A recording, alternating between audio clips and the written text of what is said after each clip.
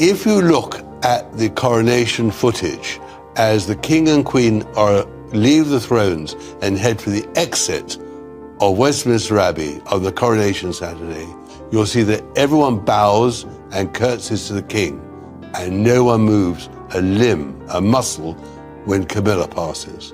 And that was because they were angry with Camilla. There's an irony here worth sitting with. When Camilla herself married the then Prince Charles back in 2005, she didn't wear a tiara at all. She chose instead a feathered Philip Treacy headpiece, a decision that at the time was read as a deliberate signal of restraint, an acknowledgement that her wedding wasn't going to attempt to echo the fairy tale imagery of Charles's first marriage.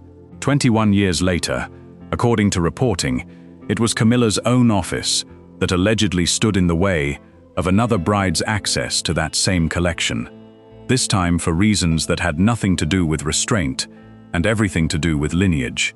Prince William is standing at a podium in Newport, and for a moment, he looks like he might not get through the next line. The room is quiet. In that specific way, rooms go quiet when everyone in it understands they're watching something real. He's not performing. He's not reading from a card someone else wrote for him. He's talking about people who fly into the worst nights of strangers' lives and bring them home, and his voice catches just slightly on the word, why. Why we are all here tonight. And if you didn't know what had been happening behind the scenes for the past 2 months, you'd think this was simply a future king doing his duty, showing up, saying the right things, going home. But insiders close to the family say this speech landed differently than it looked from the outside. Because 3 weeks before William walked onto that stage composed and gracious, he was reportedly locked in one of the tensest confrontations of his adult life, with the woman who has sat 2 seats down from his father at nearly every royal function for the past 2 decades. Queen Camilla, and the story of how a wedding tiara turned into a full-blown power struggle inside the House of Windsor, is one that the palace has never confirmed, never denied, and, according to multiple sources close to the family, has never actually gone away.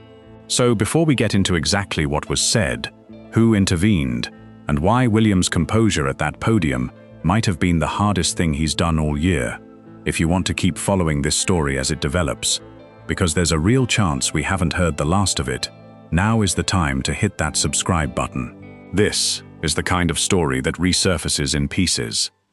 I'm very lucky to be in this position and use my platform for good. And whenever I'm doing stuff, I'm constantly analysing where best can I use my platform for the greatest impact. And talking about the Earthshot was always an idea that positivity and a positive message to anyone brings out the best in them.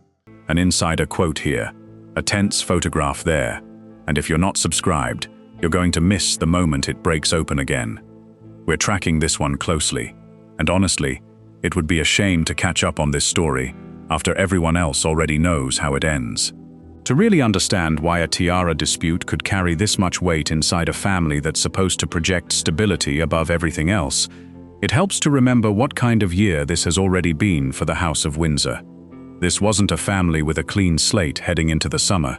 Just months earlier, William's own uncle, Andrew Mountbatten Windsor, had been arrested amid the ongoing fallout from long-running scandal surrounding his associations, an event so seismic that it reportedly left William, in his own words on a red carpet, that same season, not in a calm state.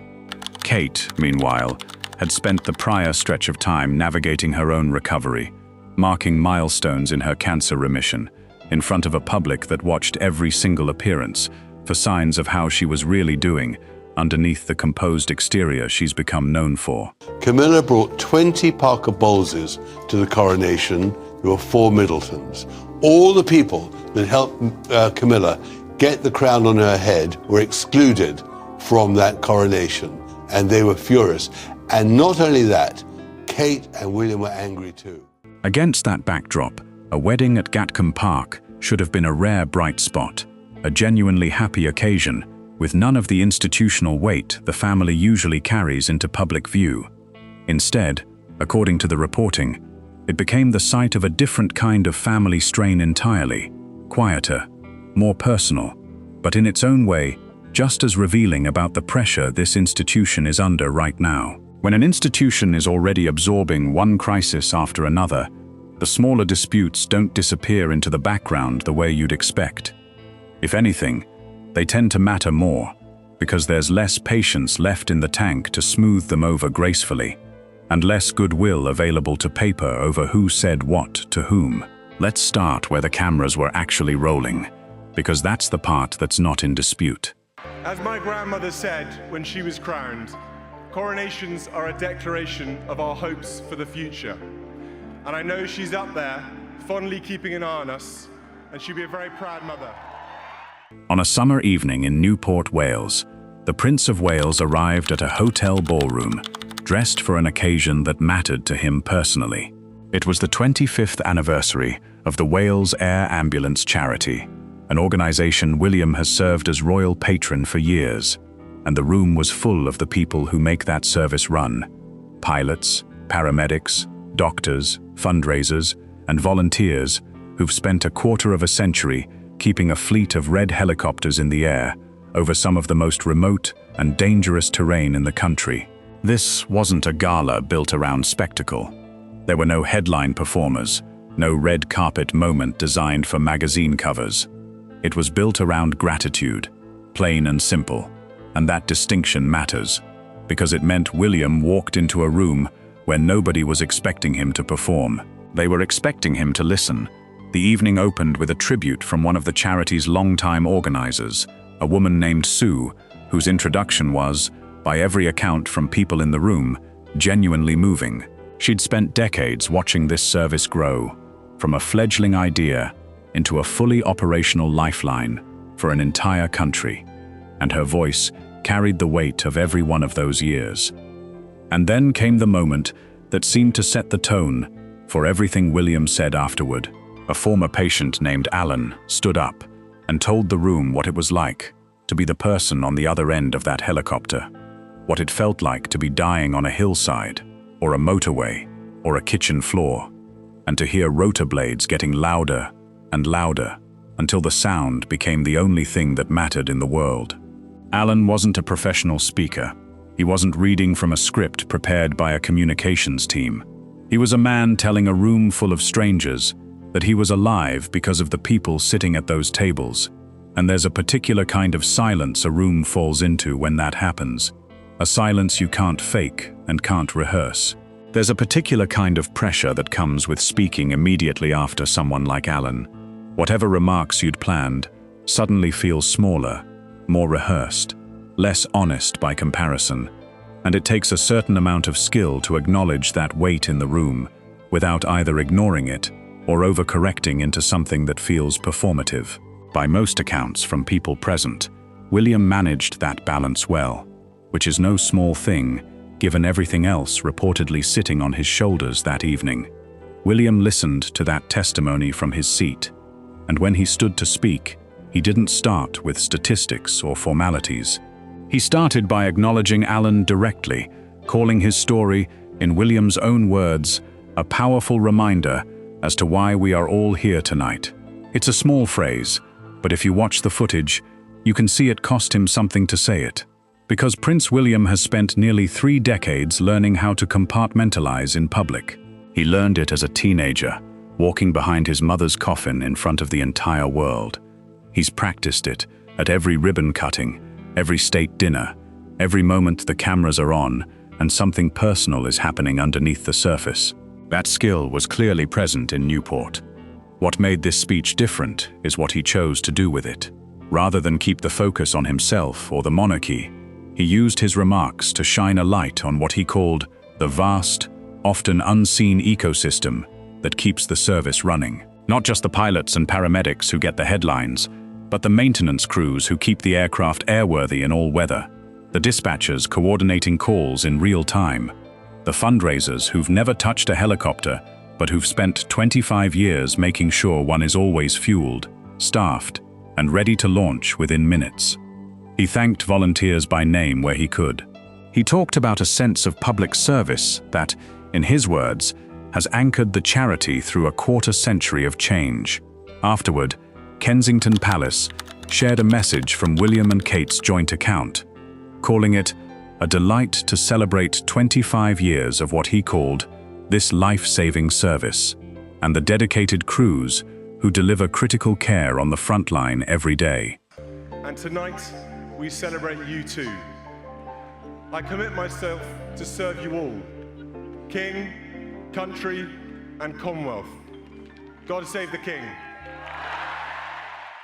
On paper, it reads like exactly what it was: a royal patron, honoring a charity close to his heart, doing the kind of quiet, unglamorous duty that rarely trends online, but genuinely matters to the people it serves.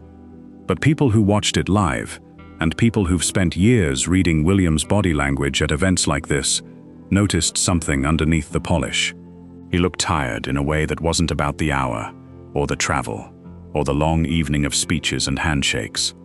And if you trace the timeline back just a few weeks, you start to understand why a room full of paramedics may have been the easiest place in his life to be standing that night.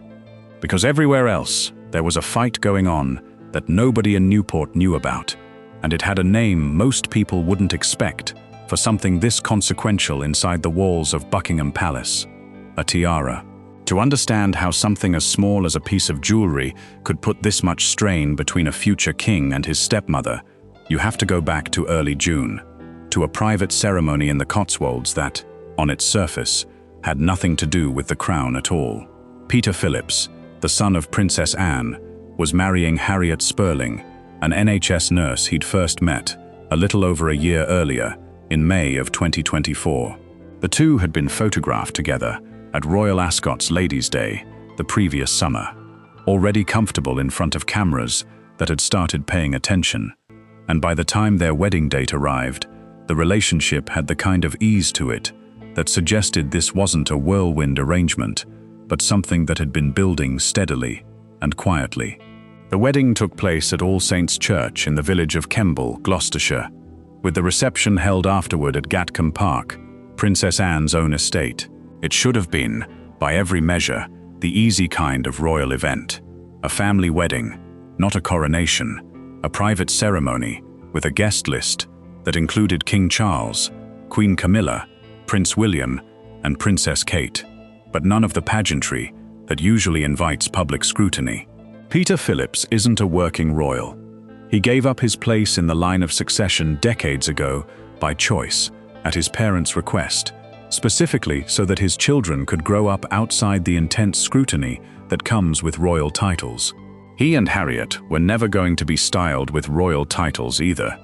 That's exactly why what happened next surprised so many people close to the family, because this was supposed to be the one wedding where none of the usual palace machinery would even need to engage. By the time the wedding date actually arrived, the two of them had already spent a year and a half navigating something that most couples never have to think about: what it means to fall in love with someone whose family comes with its own set of unspoken expectations, however far removed from the throne that particular branch might sit. Harriet Sperling wasn't a stranger to public life exactly. Her work as an NHS nurse had already made her sympathetic to a public that respects that profession deeply.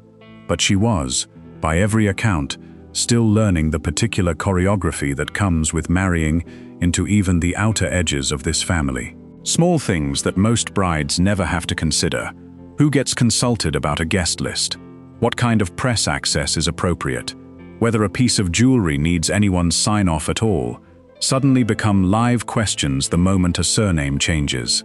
According to a palace source cited by the Royal Insider Network and reported by The Express, it was Camilla's office that stepped in and effectively said no. The stated reasoning, according to that same reporting, was that Harriet Sperling, an NHS nurse with no aristocratic background, didn't fit the profile of someone who should be dipping into the royal vault. There were, by some accounts, real options on the table before the decision was made. Princess Anne reportedly had several pieces she could have offered her future daughter-in-law directly, sidestepping the vault question entirely. Among them, the pine flower aquamarine tiara, a piece that once belonged to the Queen Mother before it was gifted to Anne on her own wedding day back in 1973, along with the meander tiara and the festoon diamond tiara, both long associated with Anne's personal collection. Any of those would have kept the decision within Anne's own household, away from Camilla's office entirely. Whether that path was seriously considered, delayed, or simply overtaken by the dispute is unclear from the reporting. What is clear is that in the end, none of Anne's own tiaras made it onto Harriet's head either. Whether Camilla's stated reasoning ever left her office in exactly those words is something only the people inside that office actually know. But the effect was immediate, and it was personal, because the groom being denied wasn't some distant relative attending on the fringes of the family. Peter Phillips is someone William has known his entire life, a first cousin he's genuinely close to, not just a name on a family tree pulled out for state occasions. And according to insiders, when William found out that Camilla's team had blocked Harriet's request, he didn't stay quiet about it. He didn't shrug it off as palace bureaucracy working the way it always has. He got involved. What happened next is where the story stops being about a piece of jewelry and starts being about something much bigger, who actually holds influence inside this family, and whether William, as the heir who will one day be king, believes he already has the standing to overrule decisions made in the Queen Consort's name. According to a source who spoke to Closer magazine, William was, in their words, furious that Camilla had effectively blocked Harriet and Peter from access to the royal family's jewelry collection. The same source claims William didn't just complain about the decision privately, he intervened directly, stepping in to challenge what they described as Camilla's decree. William, according to this account, believed his cousin deserved better than to have his bride excluded from a tradition simply because she hadn't been born into the aristocracy, and he apparently made that view known in no uncertain terms, not through a formal channel or a carefully worded letter, but directly and with real frustration behind it. It's worth trying to imagine both sides of that conversation honestly, rather than simply picking whichever version makes for a better story. From Camilla's perspective, if the reporting is accurate, this may not have felt like snobbery at all. It may have felt like protecting a system she genuinely believes matters, a set of standards that have governed access to these pieces for generations, long before she ever arrived in this family, and that she may see herself as merely upholding, rather than inventing. People who've spent decades inside institutions like this one often come to believe, sincerely, that the rules exist for good reason, even when those rules look arbitrary or unkind from the outside. From William's perspective, if the reporting is equally accurate, this likely had nothing to do with tradition at all, and everything to do with fairness towards someone he cares about. A sense that excluding Harriet on the basis of her background was exactly the kind of outdated thinking he spent years trying to signal he wants to move the monarchy away from. Both of those positions can be genuinely, sincerely held by two people who still end up in serious conflict with each other. That's often how the most stubborn family disputes actually work. It's rarely one side being cruel and the other being righteous. It's two people operating from real convictions that simply don't leave room for compromise. It's important to say clearly here that Buckingham Palace has never confirmed any part of this. No statement has been issued, no spokesperson has addressed it on the record, and outlets reporting the story, including IBTimes UK, have noted plainly that they could not independently verify the claims. This is palace gossip in the truest sense, sourced to unnamed insiders, run through outlets that specialize in royal reporting, and never acknowledged by the family itself. That's not a small caveat, and it's not one we're going to gloss over just because the story is more fun with the caveat removed. But the reporting is remarkably consistent across multiple outlets, which is often the closest thing the public gets to confirmation when nobody with a title is willing to go on the record. And what makes it more than just noise is what allegedly happened next. Princess Anne, the bride's own future mother-in-law, was reportedly frustrated by the situation too, having apparently turned to people close to her to express how unfair she found Camilla's decision. If that's accurate, it means this wasn't just William versus Camilla playing out in isolation. It was a wider current of frustration inside the family. With William simply the one willing to act on it publicly enough, that word got out. In the end, Harriet Sperling did not wear a tiara from the royal vault, and she didn't wear one of Anne's either. She wore a Pragnell family-owned diadem instead, a beautiful piece by every account, elegant and clearly chosen with care, but a workaround, not a resolution. And that detail alone tells you the standoff was never actually settled in anyone's favor. William may have pushed back, Camilla may have held her ground, but the bride still walked down the aisle without a piece from her own new family's collection, which means however this argument ended behind closed doors, nobody actually won it clean. It's worth stepping back for a moment to understand why tiara access has been such a loaded subject inside this family for so long. Because it's not really about the jewelry itself. Kate herself wasn't permitted to wear a tiara until her wedding day in 2011, when she borrowed the Cartier Halo tiara from the late Queen, a piece with its own careful lineage and its own implicit message about who had been formally welcomed into the fold. Meghan Markle's tiara selection for her wedding to Prince Harry reportedly involved its own behind-the-scenes negotiation with the late Queen's team before a piece was ultimately approved. In other words, this has never been a simple matter of picking something sparkly out of a case. Every tiara loan in this family carries an implicit statement about status, acceptance, and how fully someone has been absorbed into the institution rather than simply married into a name. That's precisely what made the situation with Harriet Sperling different, and in some ways more pointed. She was never going to receive a title. She was never going to become a working royal. There was no ambiguity to resolve about her long-term role, no future coronation appearance to plan around, no precedent-setting question about what happens next. The request, by most reasonable readings, was about a single day, a single ceremony, a single photograph that would follow this couple for the rest of their lives. That a decision this narrow in scope still became a flashpoint says something about how tightly guarded these unwritten rules remain, even now, even for occasions that fall well outside the direct line of succession. If you're the kind of person who likes watching institutions built on centuries of tradition quietly come apart at the seams over something as small as a hairpiece, this is exactly the kind of story we live for on this channel. And it's exactly why hitting that subscribe button now means you'll be here when the next layer of this gets reported. Because stories like this one rarely stay buried for long. They tend to resurface right when everyone assumes they've cooled off, usually at the next major family event, when two people who are supposedly at odds are forced back into the same room, in front of the same cameras, smiling for the same photographers, and somebody in that room, whether it's a guest, a journalist, or a staffer who's grown tired of keeping secrets, decides it's time for a little more of the truth to leak out. That's how almost every one of these stories eventually finds its way to the public in the first place.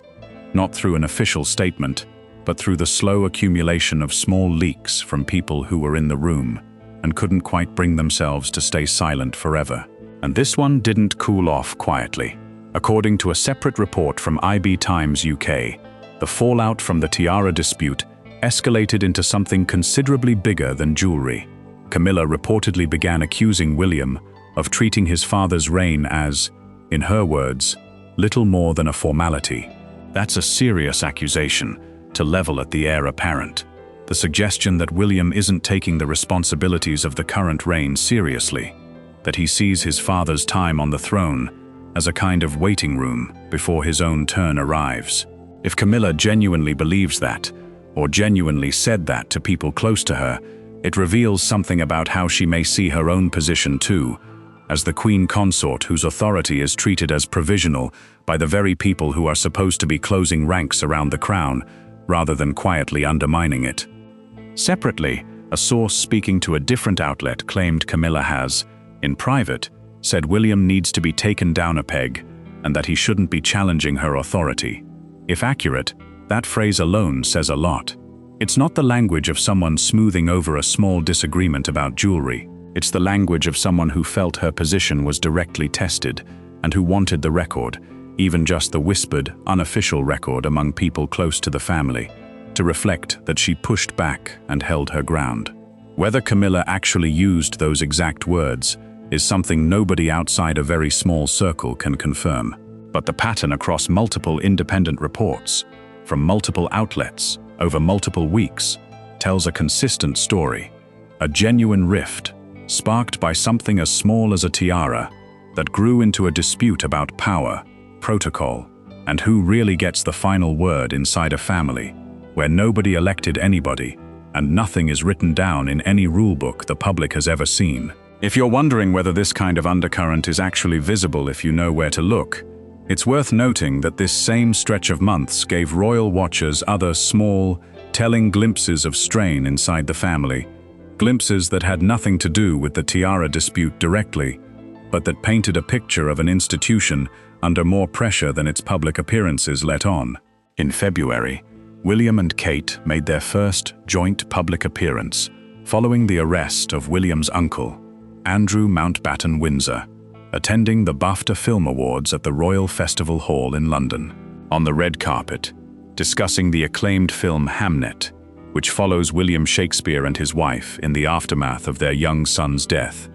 Kate admitted she'd watched it the night before the ceremony and ended up, in her own words, with very puffy eyes, joking that watching it right before an awards show hadn't been her best idea. William, by contrast, admitted he hadn't been able to bring himself to watch it at all.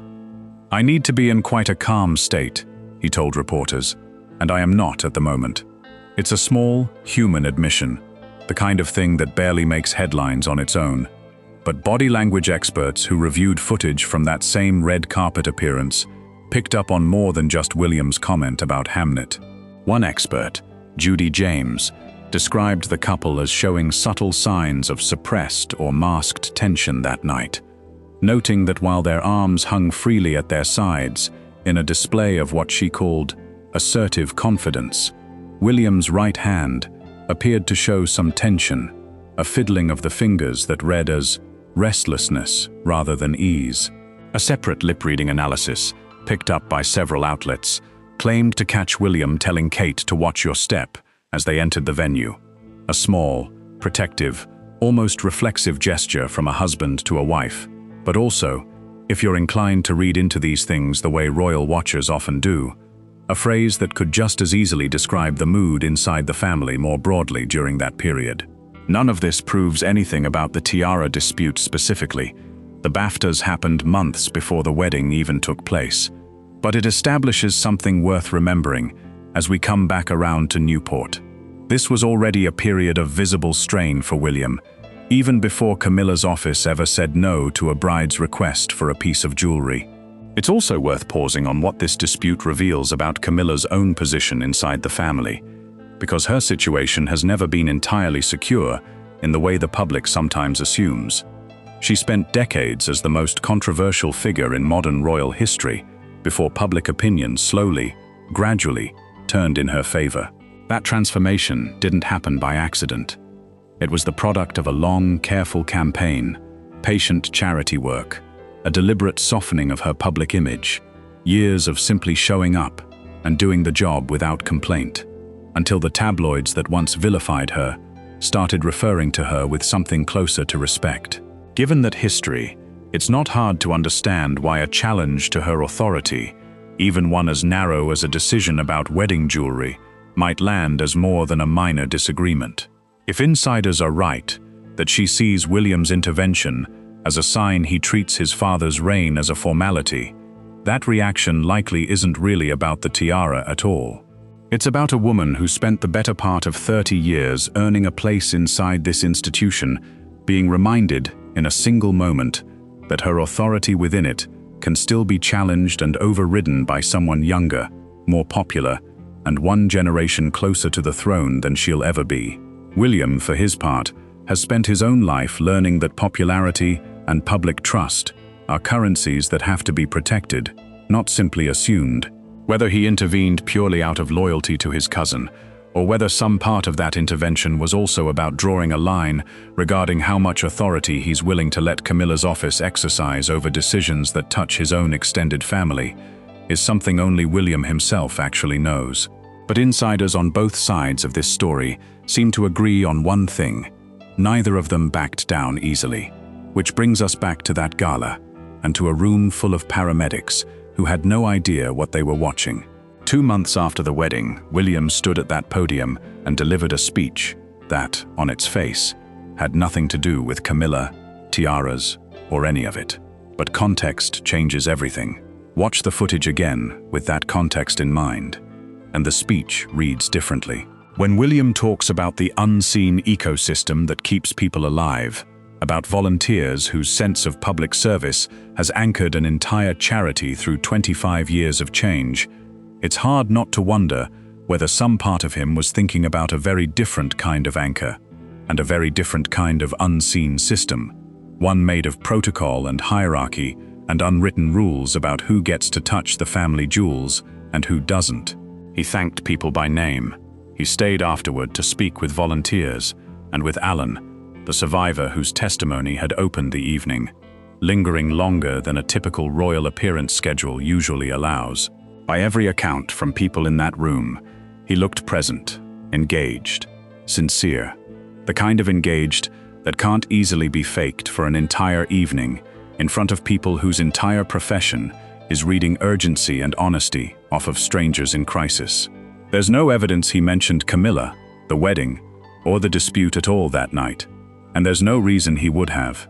This is a man who has spent his entire life learning to keep separate rooms separate, to make sure whatever is happening in one part of his life never bleeds visibly into another.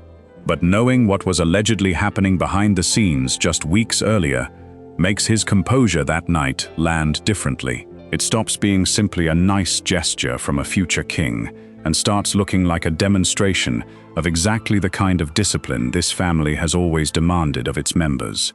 Smile through it. Do the job. Let nobody see the cost, and save whatever you're actually carrying for a car ride home that nobody films. So where does this actually leave things? As of now, nothing has been resolved publicly, and nothing has been resolved privately either. At least, not in any way either party has confirmed. Buckingham Palace has not addressed the tiara dispute, the reported comments from Camilla, or any tension between her and William, and it's genuinely unlikely they ever will. This is a family that has perfected the art of letting stories like this simply sit, unconfirmed and undenied, until public attention moves elsewhere, and the next news cycle buries it under something else. But the reporting from multiple outlets over multiple weeks paints a picture that's hard to dismiss as pure invention, a real disagreement over whether a nurse without a title deserved to be treated like a full member of this family, a future king willing to challenge the Queen Consort's decision on his cousin's behalf, and a woman who, according to insiders, felt genuinely undermined by that challenge and said so, in language pointed enough that it made its way back to reporters. Whether this becomes something bigger, whether it resurfaces at the next major family gathering, whether Camilla and William's next joint appearance carries the same quiet tension reportedly present at Gatcombe Park, is something none of us can know yet. There's a pattern worth watching for, though, if you've followed this family for any length of time. Rifts like this one rarely announce themselves. They surface in small, deniable ways. A seating chart that quietly separates two people who used to sit together, a joint appearance that Camilla attends alone, while William sends his apologies through official channels, a photograph where body language experts suddenly have a lot to say about arm positioning and eye contact. None of those things, on their own, would ever be enough to confirm anything.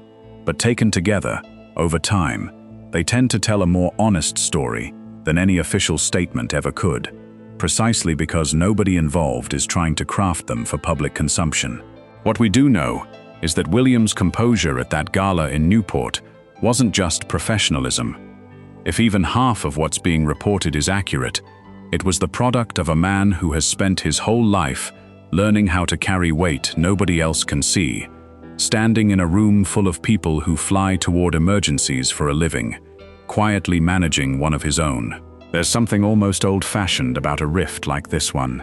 In an era where royal scandals more often involve leaked recordings, tell-all memoirs, or bombshell television interviews.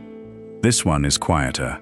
It's a story about who gets to say yes or no when a bride asks a simple question days before her wedding, and about what that small yes or no reveals about where real power sits inside an institution that likes to present itself as unified above all else. It's easy to watch a family this wealthy, this photographed, this endlessly discussed, and assume that nothing about their internal dynamics could possibly resemble anything ordinary. But strip away the titles and the vault full of historic jewelry, and what you're left with is a genuinely familiar shape. A mother-in-law figure and a favorite nephew's future wife. A son standing up for someone he loves against a decision he thought was unfair, and an older woman who felt disrespected by someone she expected deference from. The scale is different. The stakes, in terms of what the public gets to see and speculate about, are enormous. But the underlying shape of the disagreement is the kind of thing that happens at ordinary family weddings every single weekend, just without palace sources leaking it to 4 different outlets afterward. This is exactly the kind of story that doesn't resolve in a single headline. It develops in fragments, an insider quote here, a tense photograph there, a speech that means more than it seems to on the surface, once you know what came before it. If you want to be here when the next piece of this comes out, and given how this family operates, there almost certainly will be a next piece. Subscribing is genuinely the only way to make sure you don't miss it, because we're not going to stop following this one just because the palace wants it to quietly disappear. And if you've made it this far, do us a favor and hit that like button too. It genuinely helps this kind of reporting reach more people who care about getting the real story, not just the headline version. And if you've got a theory about whether William was right to step in, or whether Camilla was simply protecting a tradition she's spent 20 years learning to guard, drop it in the comments below. This family has never been quiet about protocol behind closed doors. The only question left is how long they can keep it behind closed doors this time, and whether the next photograph from the next family gathering tells us anything more than this one did.